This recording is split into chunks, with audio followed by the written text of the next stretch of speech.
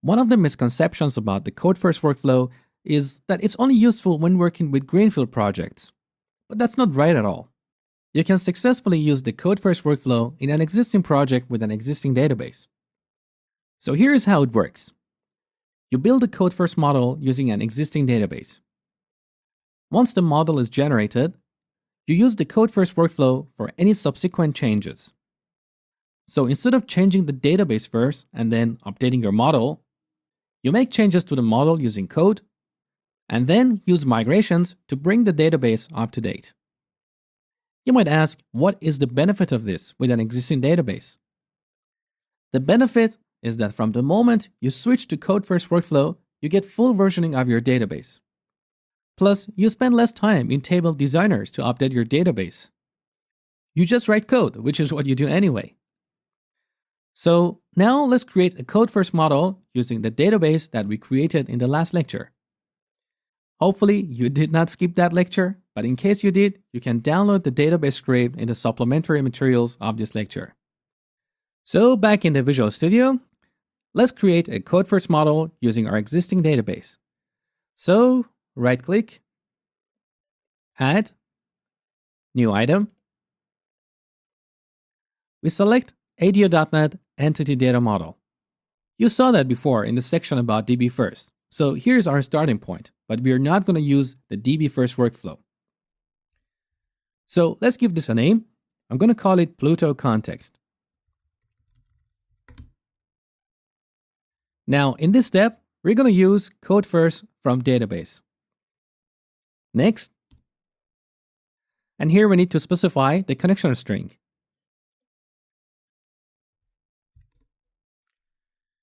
So I'm going to use Pluto Code-First. This is the database from the last lecture. Test the connection. Succeeded. Beautiful. So the wizard is going to create a connection string in app.config called Pluto Context, which is the name of our DB context as well. Next.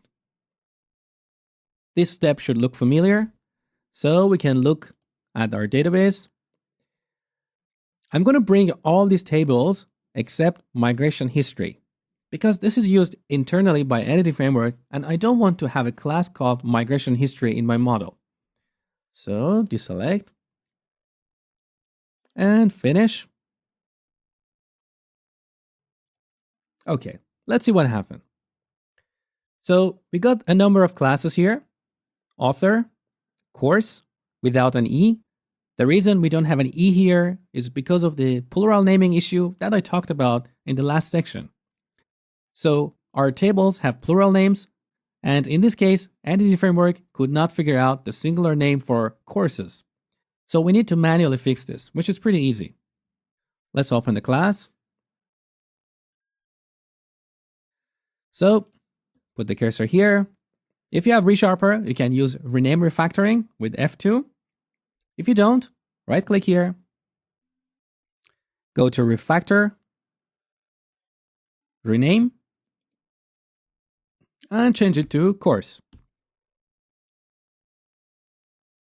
Okay, save.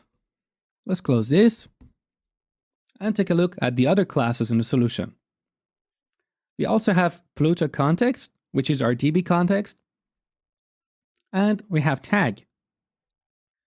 So the classes that the wizard generated are very similar to the ones that we created in the last lecture. But there are a few minor differences. So let's explore them one by one. In our domain classes, like the tag class, where we have a list of related classes, the type is an iCollection, but I used an iList. So what's the difference? iList derives from iCollection, which gives you the ability to add or remove an object to a collection. But it also provides an indexer. So if you want to access an element by an index, you can do so with an iList interface. There is no right or wrong, it's purely personal preferences. Also note the virtual keyword here. I did not use this keyword in the last lecture because this is used for lazy loading, which I'm going to explore in the next section. So for now, don't worry about it. And finally, look at the constructor. Here we are initializing the courses property. This is a step that I missed in the last lecture because our focus was purely on creating a model and not using that. In the next section, when we start working with our models, you will see that it's absolutely crucial to initialize your list properties. Otherwise, you're going to get a null reference exception. Again, that's a topic for the next section. So for now, don't worry about it. Okay, apart from these minor differences, the rest is exactly the same. Now let's take a look at Pluto context.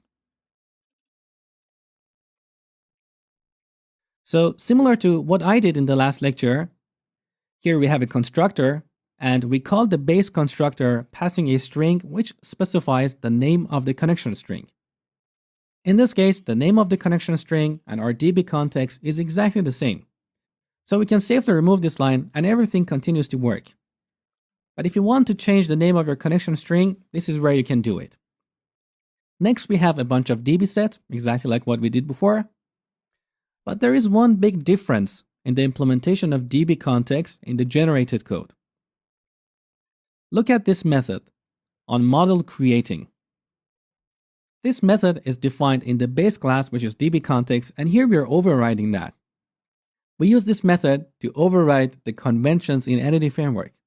So for now, don't worry about these few lines here. It's not going to make any difference. Okay, let's recap. So if you have an existing database, you can still use the code first workflow. You bring your existing tables into your model, and any subsequent changes from there starts with the code, with the model. Now, no matter how you create your model, whether you start with a new database or an existing one, it's likely that you're going to change your model throughout the lifetime of your project. And for that, as you know, we're going to use migrations. So in the next lecture, we're going to have a closer look at migrations.